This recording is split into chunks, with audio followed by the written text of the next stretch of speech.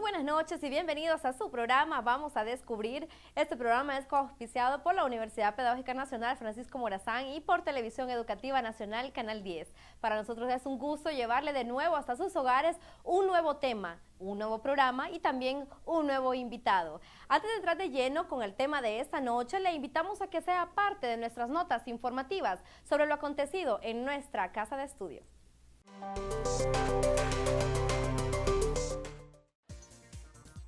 La Universidad Pedagógica Nacional Francisco Morazán celebró la Semana de la Solidaridad con Personas con Discapacidad, con una serie de actividades encaminadas a promover el respeto a los derechos de las personas con alguna discapacidad. En el país, el último viernes del mes de abril se conmemora el Día Nacional de la Solidaridad de la persona con discapacidad en alusión al decreto ejecutivo que establece la importancia y el respeto que merece dicho sector poblacional. La UPN-FM celebró el Día Internacional de la Madre Tierra con el lanzamiento de las cartillas didácticas sobre gestión integral de riesgo ante los desastres naturales y adaptación al cambio climático. El Papa Francisco, en la carta Laudato Si, que es una encíclica, hace un llamado sobre el desafío urgente de proteger nuestra casa común, tierra. La jornada ambientalista fue organizada por autoridades, docentes y estudiantes de la carrera de Ciencias Naturales de esta casa de estudios, quienes además realizaron una serie de actividades encaminadas a promover la conciencia del cuidado del planeta.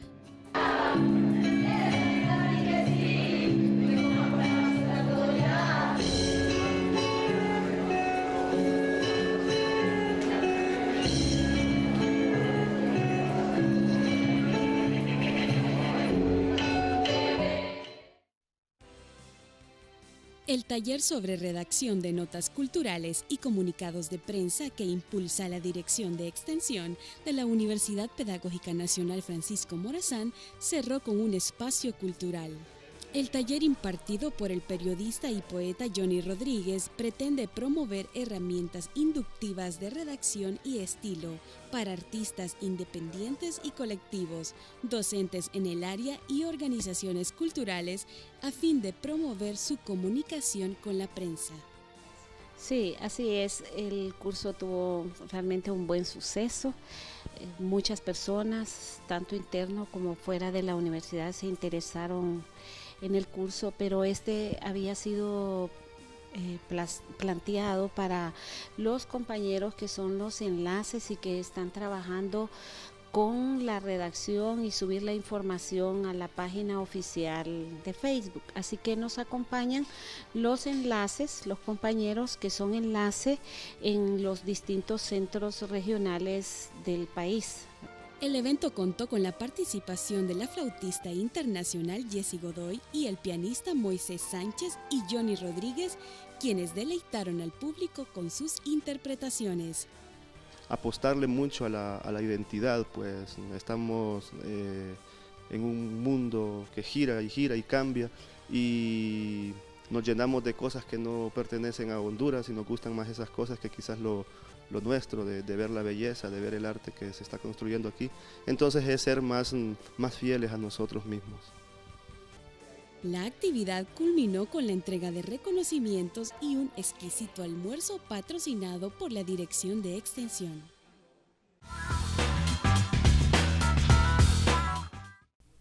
Esas fueron nuestras notas informativas y también le recordamos que puede visitar nuestro canal de YouTube como Clave UPN FM. Repetimos, Clave UPN FM para que esté enterado siempre de todos nuestros programas y también nuestras notas informativas. Y a continuación le presentamos unas pausas comerciales.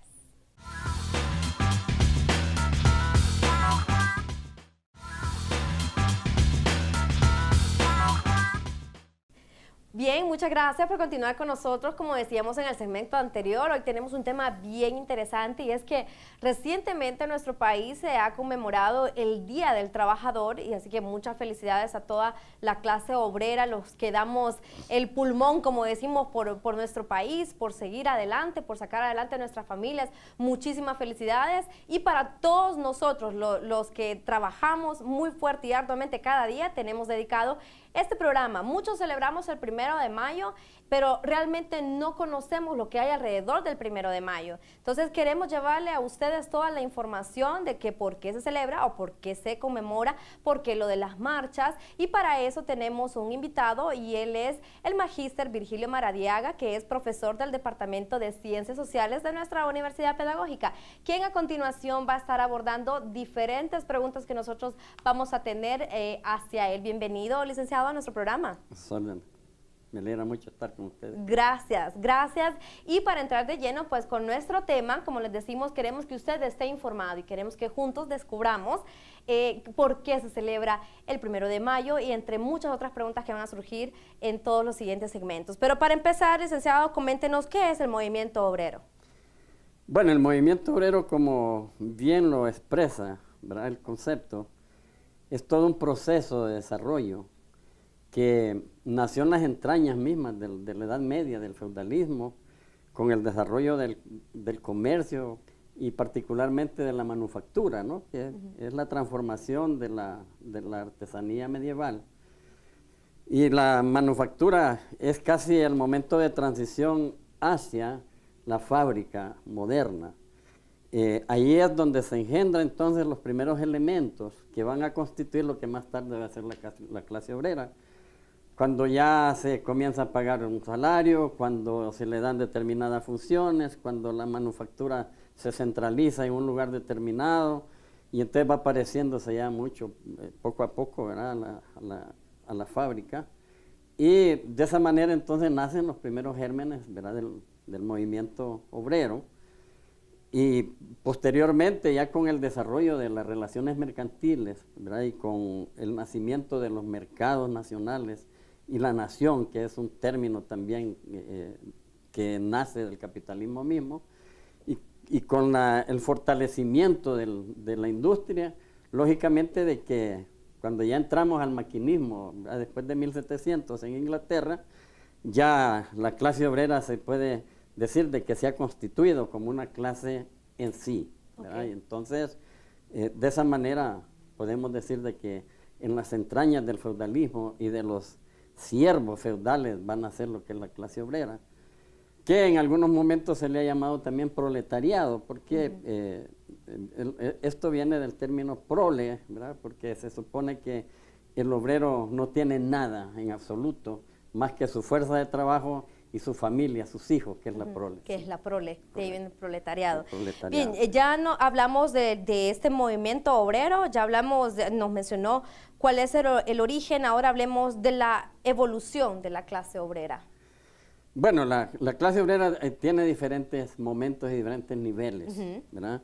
En un primer momento, los obreros les preocupa fundamentalmente la problemática económica, ¿va?, lo que es el salario, lo que son las horas de trabajo, etcétera, ¿no?, lo que es su sustento diario.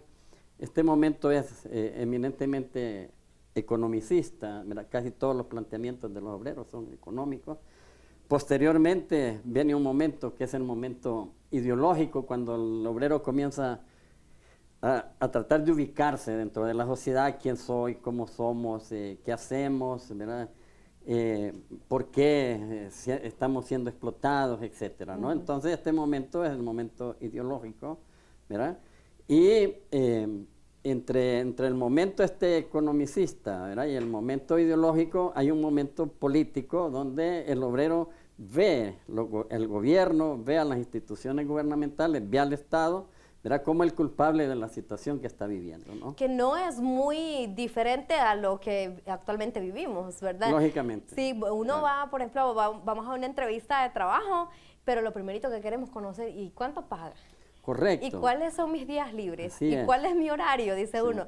Pero luego de que, recordando o aplicándolo, como usted dice, de los diferentes momentos del movimiento obrero, luego cuando ya estamos en el trabajo, cuando ya nos hemos establecido y que tenemos, qué sé yo, 3 meses o 4 meses, ya comenzamos a idealizar, o en otro caso como a pensar demasiado y más allá. Yo en serio que estoy siendo explotado, ¿por qué Sí. trabajo tanto? ¿Qué Claro. tal y pido trabajar menos? Y entonces comienza todo ese Correcto. momento, como podemos Sí. llamarlo, en el Sí, obrero, es un ¿verdad? momento de reproducción de la misma evolución general que ha tenido el movimiento obrero. ¿Verdad? Y nosotros podemos ver en las pancartas y en las exigencias que hubo en este 1 de mayo, sabemos perfectamente de que los principales momentos de exigencia son los momentos económicos. Exacto. ¿Verdad? Porque de repente la clase obrera hondureña es bastante joven en comparación con la clase obrera europea, y entonces todavía no han logrado visualizar otros momentos de lucha, que es el momento político y el momento eminentemente ideológico. ¿Sí? Así es. Por otro lado, en lo que usted menciona de que somos una clase obrera en el país, en Honduras, muy joven, de hecho, ¿verdad? Claro. Bueno, por ejemplo, nosotros vemos cuando se está en la parte de reclutamiento, vemos que los requisitos, y siempre me suena la edad, Claro. entre 25 y 35 años, que es lo máximo, y creo que dicen en todos los avisos, ya de 35 años aquí ya es bien difícil de establecerse. Y creo que es algún temita tal vez de discusión desde su punto de vista que lo podemos ver más adelante en otro segmento, porque de hecho hay otros países que hay señores, como le diríamos ahorita en nuestro país, de la tercera edad, están entre los 60, 70 años, pero ellos todavía trabajan. Claro. Entonces vamos a mencionar esto más adelante en otro segmento para que también nos dé su punto de vista por qué vemos al obrero ya como que devaluado, ya como que si tienes 38 años te va a costar más. Entonces es algo bien interesante de conocer, pero por ahorita me gustaría saber, licenciado, ¿cómo nace la revolución industrial? Bueno, la revolución industrial nace en Inglaterra después de la revolución de 1642 con Oliver Cromwell, donde se crearon las condiciones para el desarrollo, el empuje del capitalismo, la inversión y el desarrollo de la fábrica, ¿verdad? Y otro momento importante ya es la transformación de la materia prima y en sí de la tecnología, ¿sí? De la técnica que se utiliza, ¿no? Son las primeras máquinas, ¿verdad? La máquina Jenny, ¿verdad? En helados y tejidos y bueno, la máquina de vapor y todo eso, ¿sí? Y lógicamente de que posteriormente a la revolución industrial se habrá de notar el desarrollo también de la clase obrera, ¿no?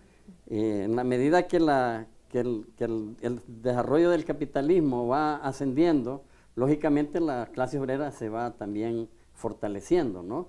Y la revolución industrial fundamentalmente es eso, ¿sí? Es el cambio en la tecnología, cambio en la materia prima. Ahora la materia prima es elaborada, no es la materia prima natural, ¿verdad? Que nosotros conocemos. Y por otro lado también esto trae enormes consecuencias para la problemática demográfica, por ejemplo, ¿sí? Okay. ¿Verdad? Y la migración del campo a la ciudad y toda esta serie de cuestiones. Y lógicamente se incrementa la explotación del obrero, porque la explotación del obrero no se mide por el problema físico, es decir, del cansancio, de la extenuación, no. Lo que se mide es la cantidad de dinero, ¿verdad? Que le llamamos plusvalía, que recibe el capitalista, ¿verdad? Al explotar la fuerza de trabajo del obrero. Entonces, en las ganancias del capitalista es donde nosotros podemos medir exactamente cuál es el grado de explotación de la clase obrera, ¿verdad? Entonces, la revolución industrial, lógicamente, es un paso importante en el desarrollo del capitalismo, el surgimiento de la fábrica moderna, ¿verdad? Y el surgimiento de las máquinas. Y esto va a impactar en los otros sectores, fundamentalmente en el sector agrícola. Excelente, me parece un tema bastante interesante el que usted ha tocado y ha mencionado, que es la revolución industrial. Y luego surgen algunas preguntas como ser, en algún momento, ¿todas estas maquinarias o la tecnología irá a reemplazar al recurso humano? Eso me la va a responder en el siguiente segmento y a usted lo invitamos a que nos acompañe a una pausa comercial.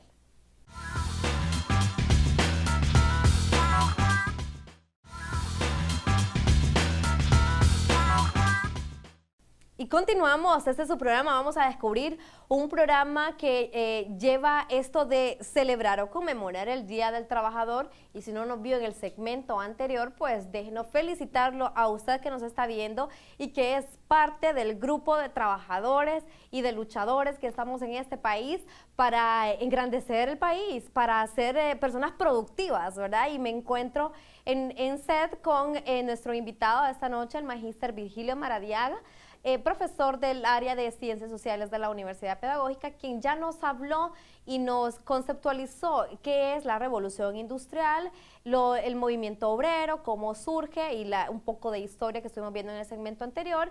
Y ahorita, antes de irnos a la pausa, comentábamos con el licenciado en cuanto a la revolución industrial, ¿verdad? Que hablamos de la máquina y de la tecnología. Yo le hacía la pregunta de que si en algún momento eso trató como de reemplazar en la historia o en un futuro irá a reemplazar al recurso humano, todos estos avances tecnológicos y los avances en la maquinaria. Miren, en todos los momentos de desarrollo de la humanidad, siempre el hombre se ha encontrado con este problema, el problema de los adelantos tecnológicos y su impacto, ¿sí?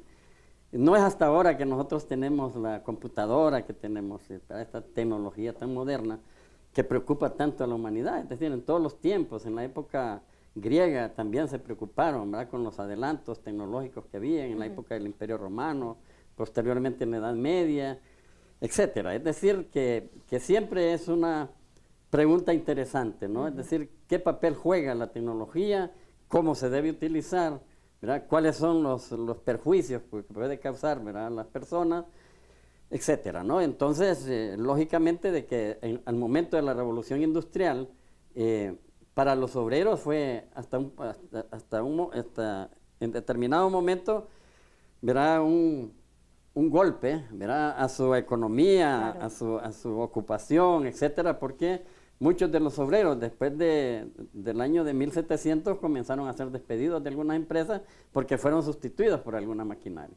Y ahí entonces cuando el obrero comenzó a ver en la máquina a su enemiga, ¿verdad? Ahí comenzó un movimiento que se le llama el movimiento ludista, ¿verdad?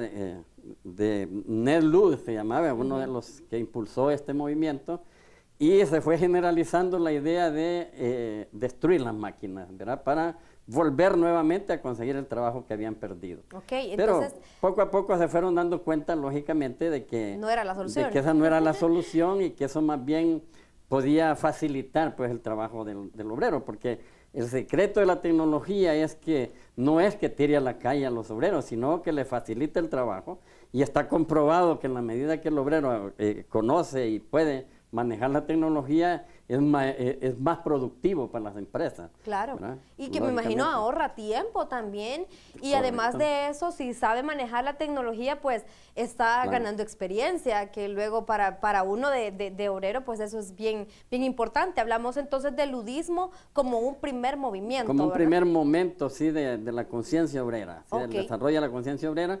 Posteriormente comenzaron ellos a ver el problema en los que los gobernaban, ¿sí?, en el asunto político. Dicen, bueno, la verdad es que nosotros no tenemos leyes, no hay quien nos defienda, el gobierno hace con nosotros lo que quiere, protege a la empresa privada.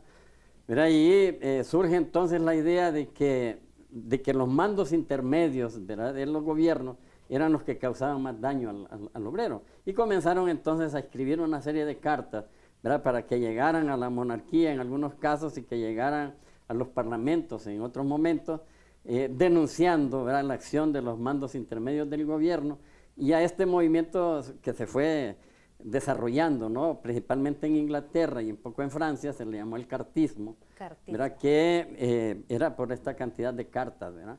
Entonces, estos son momentos del desarrollo de la conciencia obrera, y el cartismo va a terminar, ¿verdad?, su auge en los años 30, estamos hablando de 1830, para que comience a adquirir forma otra forma de lucha ideológica, otro movimiento, con el marxismo, ¿sí?, ¿verdad?, con el socialismo científico, con Marx y Engels, ¿verdad?, que en 1848 publicaron el manifiesto comunista. ¿Sí? Ok, en relación al socialismo utópico o en relación a la teoría de Marx, ¿qué hay en esa teoría? Bueno, el socialismo utópico es un poco antes, ¿sí? del surgimiento del socialismo científico.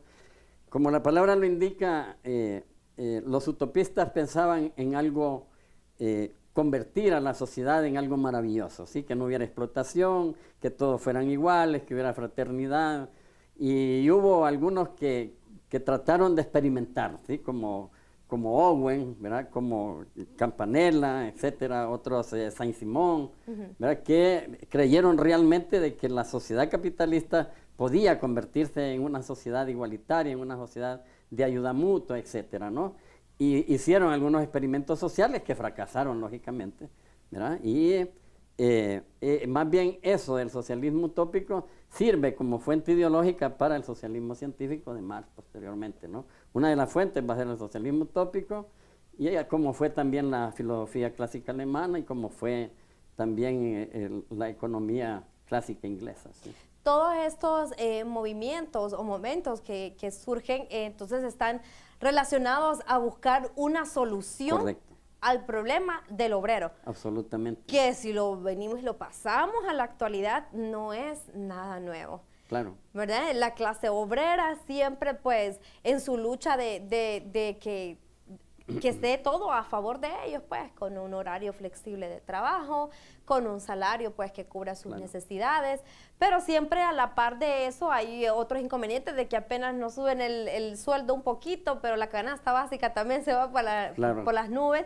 Y comienza a surgir, como decía usted, que ya está en la historia, el cartismo, dice, cuando comienzan ellos a enviar cartas denunciando a los que estaban en el medio político, ¿verdad? Que no los dejaban avanzar. Otra cosa que me llama la atención de lo que se menciona en cuanto a las máquinas, usted dice de que es importante también, y ha sido importante, de que el obrero aprenda a usar la tecnología y la maquinaria, porque eso le da mayor conocimiento, mayor experiencia. No fue la solución destruir las máquinas, como estábamos hablando, ¿verdad? Claro. Sino que era más bien a favor para facilitar el trabajo. Como una experiencia ya mía, y yo creo que de muchos televidentes, nunca en Tegucigalpa, por ejemplo, habíamos visto tanta maquinaria, por decir así, que ahorita se está construyendo tantas construcciones, ¿verdad? De puentes a desnivel y todo eso, y uno ve aquellas máquinas frondosas haciendo agujeros y todo lo demás. Y la vez pasada yo estaba viendo todo eso, cómo trabajan esas máquinas, y digo yo, ok, si eso no existía, qué sé yo, hace 10, 15 años, y hacer esos agujeros, yo creo que esa idea sí ya existía, ¿verdad? Claro. ¿Cómo trabajaban? O sea, ¿cómo podía aguantar un obrero estar trabajando en un agujero de tanta profundidad, ¿verdad?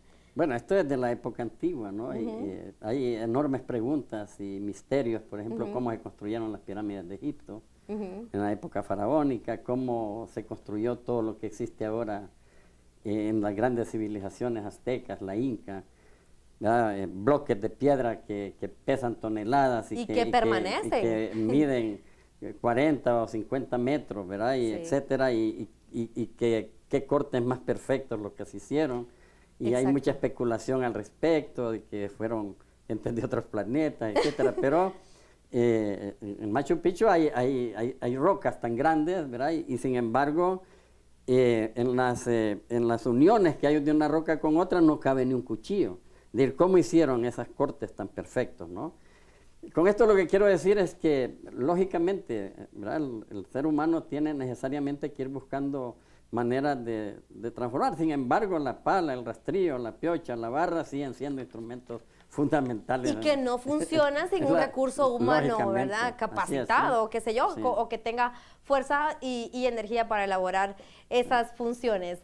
Muy bien, bueno, tenemos otras preguntas y aquí vamos a ir ya cayendo a lo que es el 1 de mayo, lo que sucede en nuestro país en ese día y en torno a ese día, y cómo está desde su punto de vista, cómo está visto ahorita el problema del trabajo, ¿verdad? En nuestro país vamos a estar hablando de esto de la edad, desde su punto de vista, cómo mira, cómo lo analiza usted.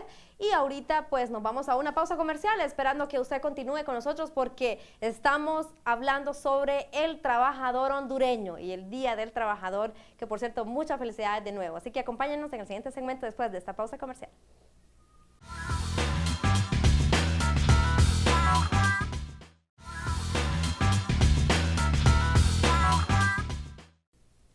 Gracias por continuar con nosotros en su programa Vamos a Descubrir, y es que este día hemos traído invitado especial, que es el Magíster Vigilio Maradiaga, que es docente del área de Ciencias Sociales de nuestra Universidad Pedagógica, a quien le hemos preguntado sobre todo lo relacionado al Día del Trabajador. Sabemos que recientemente pues, se celebró en nuestro país el 1 de mayo y las manifestaciones no se hicieron esperar.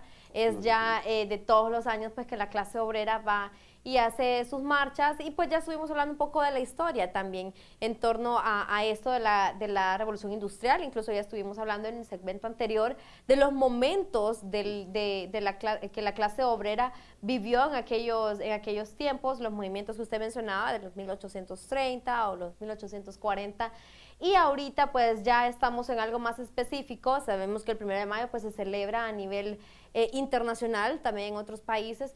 Y ya queremos hablar aquí en Honduras, qué es lo que está pasando en nuestro país y cuál es el origen del 1 de mayo.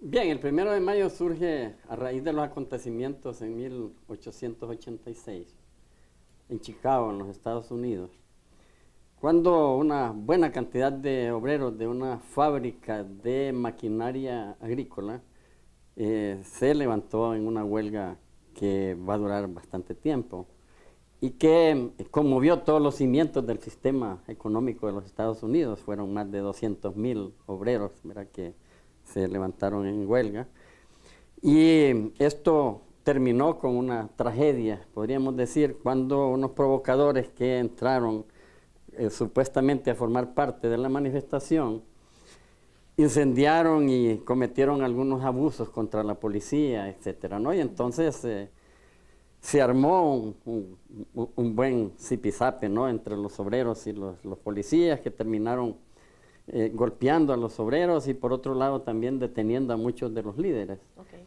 ¿Verdad? Fueron bastantes los líderes que fueron detenidos, pero al final fueron enjuiciados únicamente 8 obreros, ¿sí? 5 fueron condenados a la muerte por horca, wow, ¿verdad? Y 3 fueron condenados también prácticamente a prisión perpetua. Este acontecimiento lógicamente se da en un momento en que el capitalismo está transformándose en un capitalismo internacional. Estamos hablando entonces del surgimiento de los grandes monopolios, de las grandes transnacionales, y por otro lado, lo que nosotros le llamamos, sí, el capitalismo monopolista, ¿verdad?, de Estado.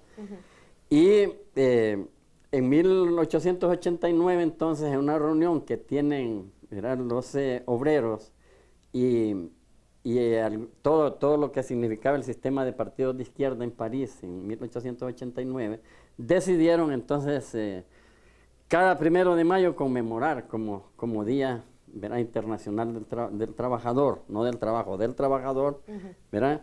Y en Estados Unidos se habían adelantado precisamente porque sabían de que esto podía suceder, ¿no?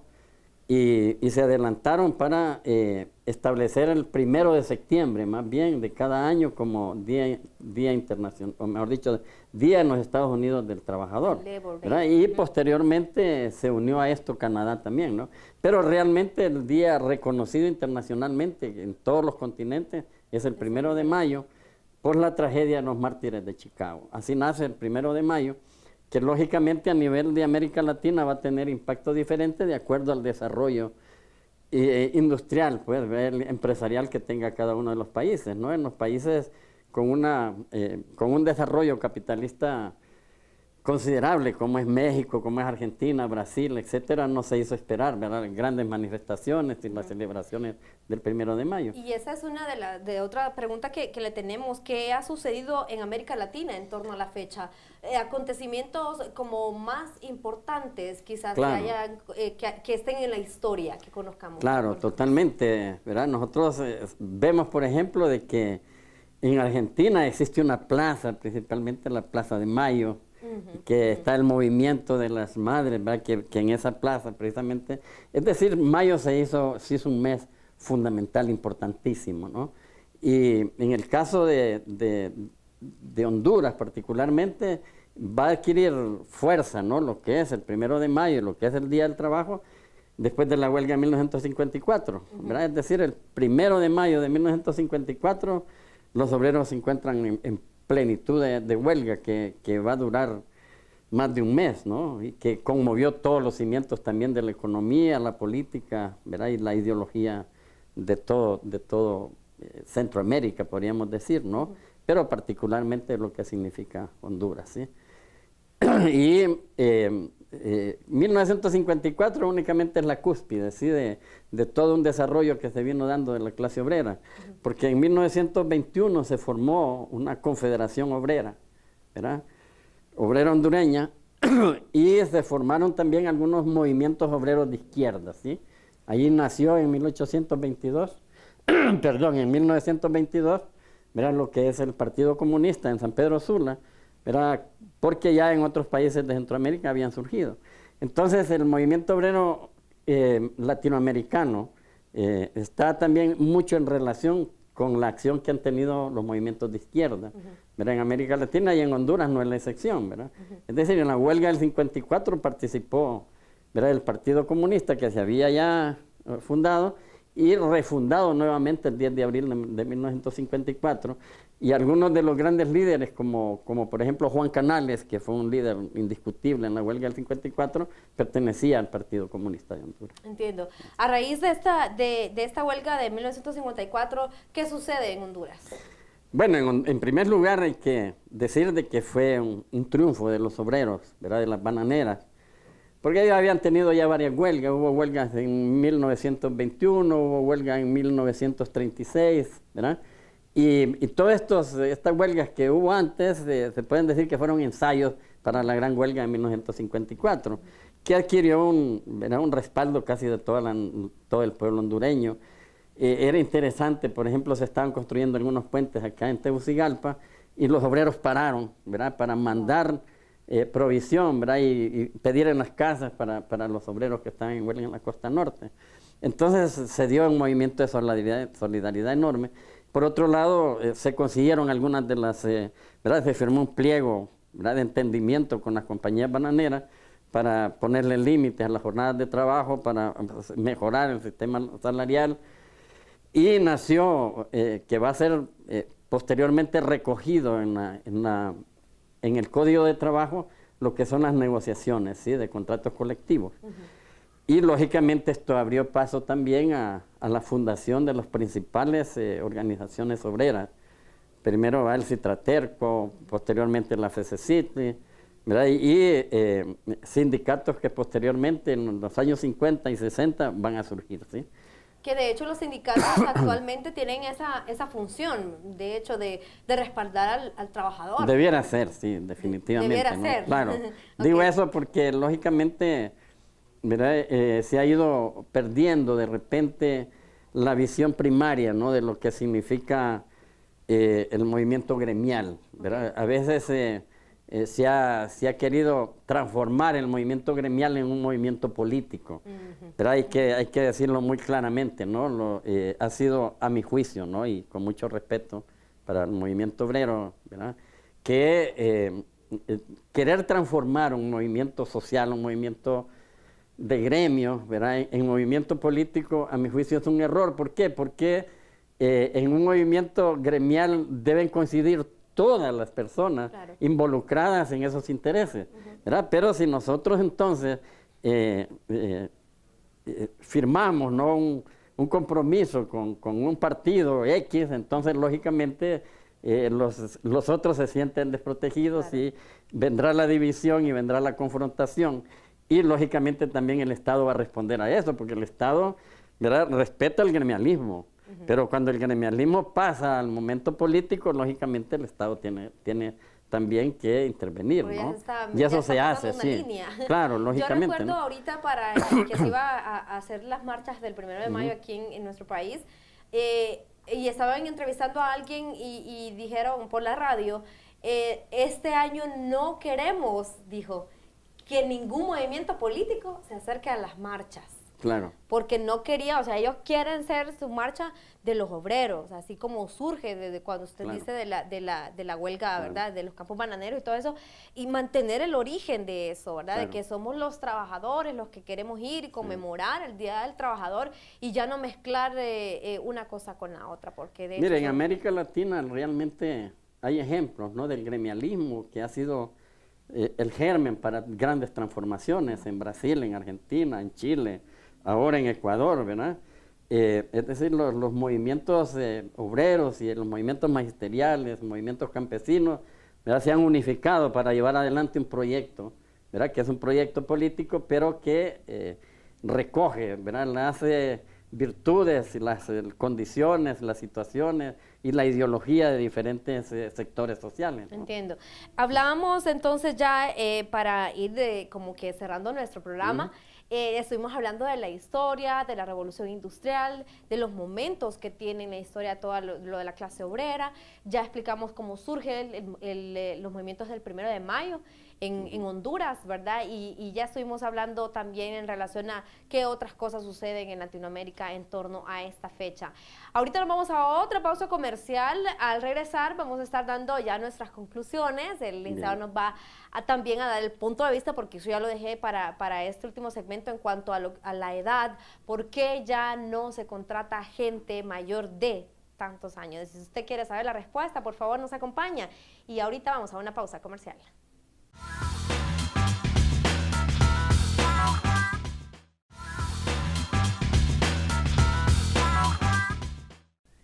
Continuamos, ese es su programa, vamos a descubrir, llevando a cabo bonitas preguntas y un invitado excelente que es el magíster Virgilio Maradiaga, y que estuvimos hablando ya de la historia, sobre la revolución industrial, sobre la clase obrera, sobre el 1 de mayo, lo que ha pasado en Honduras, ¿verdad? Lo que ha pasado momentos históricos a nivel de Latinoamérica en torno a la celebración del 1 de mayo, Día del Trabajador.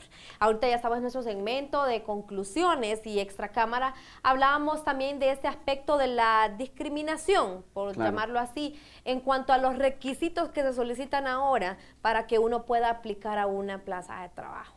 Hablábamos de la edad, que ahora contratan entre 25 y 35 años con 10 años de experiencia, dice uno. O sea que uno tuvo que haber trabajado desde los 20 años, se supone, graduado ya de una universidad para quizás devengar algún salario pues decente. En ese sentido, por otro lado, piden otros requisitos que quizás no sé usted cómo lo mira desde ese punto de vista, pero ya piden que uno posea vehículo y quizás uno recién graduado, sin haber trabajado, sin haber... ¿Cómo me voy a comprar un vehículo si no he tenido un trabajo para comprármelo? Por decir algo. Otros requisitos ahora, como hablamos de la experiencia, que es algo fundamental y eso no lo discutimos, que alguien tiene que tener experiencia. Hablamos de la parte hacia la mujer, ¿verdad? Que ya que dicen que sea soltera, que sin hijos, y hasta lo escriben en los periódicos cuando van a reclutamiento. Sí. O sea, denos su punto de vista. ¿Qué está pasando? Sí. ¿Qué está pasando? O sea, me preocupa el hecho de que hay mujeres que me están viendo en este momento, y hombres también, está el caso, de que ya tienen 32 años, 33 años, y solo les quedan 2 años para establecerse en un trabajo. Y que... pues, como decimos nosotros los hondureños, y primero Dios no lo vayan a correr en el primer año, porque ahí sí ya no volvió a conseguir otro trabajo. Porque ya pasando a los 35, pues es difícil involucrarse o tener una plaza de trabajo. Coméntenos su punto de vista. Bueno, en primer lugar es necesario decir de que este tipo de relaciones entre el capital y el trabajo está lógicamente ligado a lo que significa el grado de desarrollo que tenga cada sistema en cada país, ¿no? En algunos países donde, ¿verdad?, el desarrollo ha alcanzado niveles superiores, más bien se utiliza más la experiencia, ¿verdad?, de las personas con mayor edad, ¿verdad?, y con mayor experiencia en la producción, ¿sí? Y se considera de que también estas personas deben de tener un descanso que sea digno, ¿no?, dignificante. Pero que no significa eso que se vayan a dormir o que se vayan a vacacionar, claro, que de alguna manera estén ligados siempre, sí, a la producción.